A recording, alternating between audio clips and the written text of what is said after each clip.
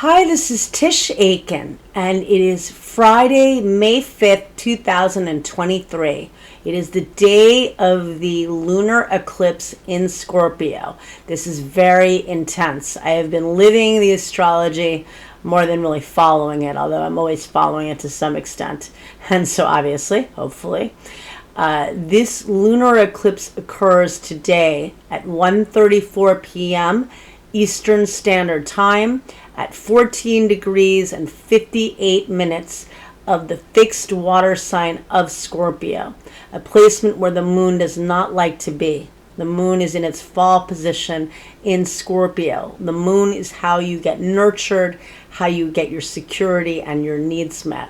And Scorpio is the sign of power and domination and death and regeneration. It also rules intimacy, wounds that haven't been dealt with, and blocks and painful, obstacles. However, this is an excellent moon.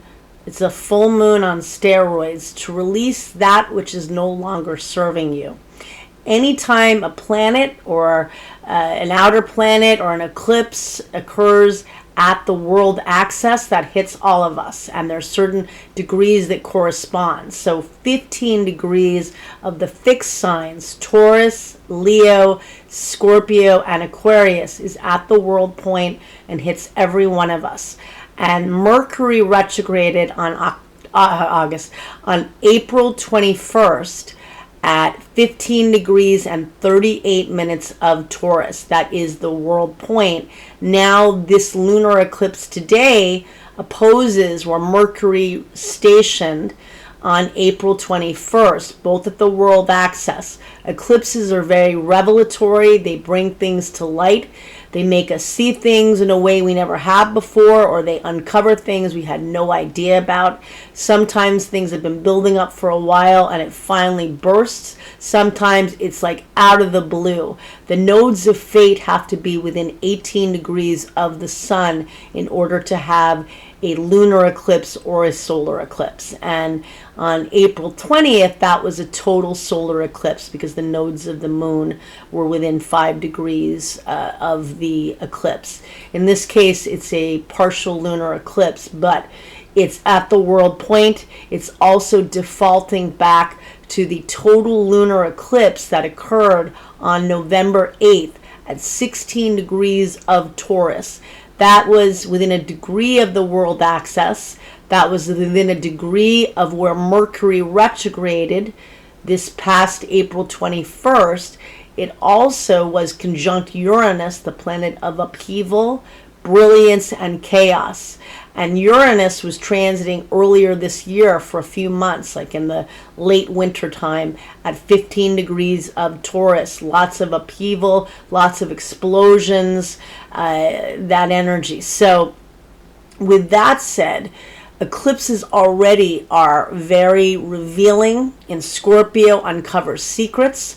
But in this eclipse, I cast the chart for Washington, D.C.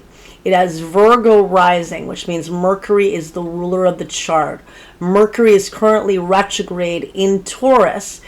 Most of the points fall in the 9th house, which is the Sagittarian house of optimism and hope and manifesting and wisdom and higher learning. And in this chart, Jupiter is conjunct the north node of karma out of sign. And that Jupiter still in Aries, it's going to enter Taurus on May 16th. And interestingly enough, when it retrogrades on September 4th, it's going to retrograde at, drumroll, the world axis, 15 degrees of Taurus. It'll be 15 and 34 minutes of Taurus. And again, at the world point. But Jupiter will expand and bring opportunity to some of the things you're working on now. So this is a very challenging period for most. Many people are experiencing endings or power struggles or issues with heavy emotions, perhaps loss or moves. I've heard of a lot of moves, a lot of situations with finances, and and intimacy. And Scorpio is a sign of intimacy. It deals with wounds that haven't been addressed. So this is an excellent full moon eclipse to release your fear.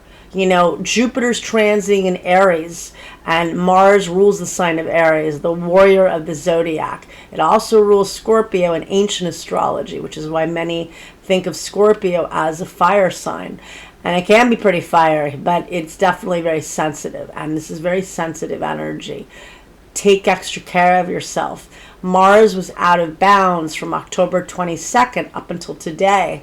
And it was transiting in Gemini for several months, which I found really annoying. It's a little too scattered and all over the place. And technically it's transiting in Cancer where it doesn't love to be, but it's about centering on getting your needs met. And Pluto stationed retrograde on May 1st. We feel the build-up 5 days before. We feel it 5 days afterwards. That can bring heavy change and departures and, you know, just big shifts. And Pluto is the modern ruler of Scorpio, and we're dealing with this lunar eclipse at the world point. So big endings, big reveals.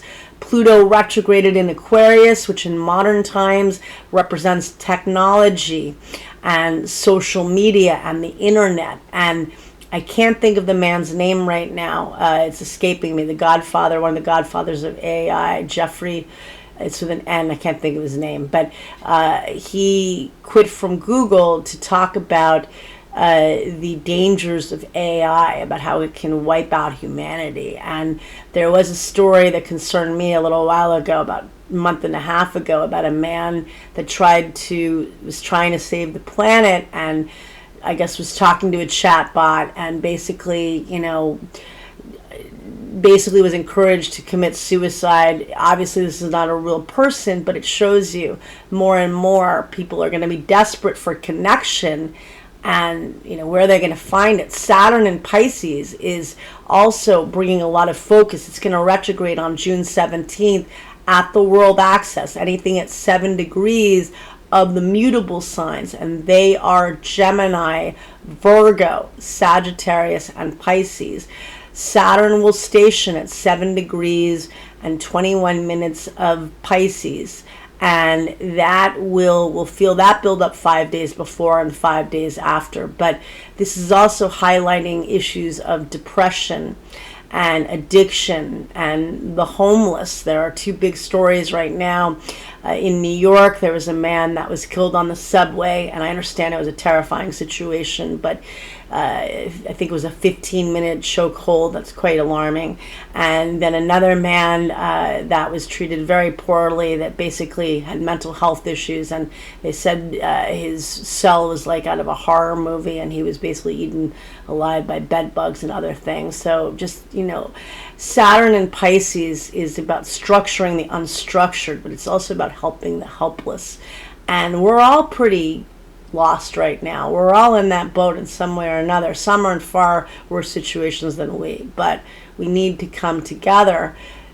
Aquarius, where Pluto will transit on and off through 2044, is about building community, is about networking. And often when people have strong Aquarius, they're excellent networkers, you know. But now, you know, there are great opportunities remotely, and it's good for business, but it can also be really bad for business. We can't be replaced, but we can be. But our hearts can't be. And Saturn in Pisces is about dealing with the soul. And how do we bring this all together? Well, we're going to have to really focus on that. That's a big deal. So wish you all a lot of luck. Do some form of ritual to release your fears. Scorpio can deal with fear, but it's also about power and empowerment. Empower yourself right now. Mercury will station direct on May 15th at 5 degrees of Taurus. It will be conjunct the north node of Karma. And interestingly enough, there will be a lunar eclipse on October 28th. That will be at 5 degrees of Taurus. So it will default to the Mercury station in the middle of May. It will also default to where the North Node is transiting just about now. It's been transiting at 4 degrees of Taurus, so it's just a degree off. So things you're working with now, hopefully you can expand and magnetize things and help to heal, because right now is very heavy, dramatic energy. But Jupiter will also be entering Taurus on May 16th. And it will be in Taurus the remainder of the year, really through May of next year. And it will station retrograde at the world point on September 4th at 15 degrees and 34 minutes of Taurus, just 4 minutes from where Mercury retrograded on April 21st.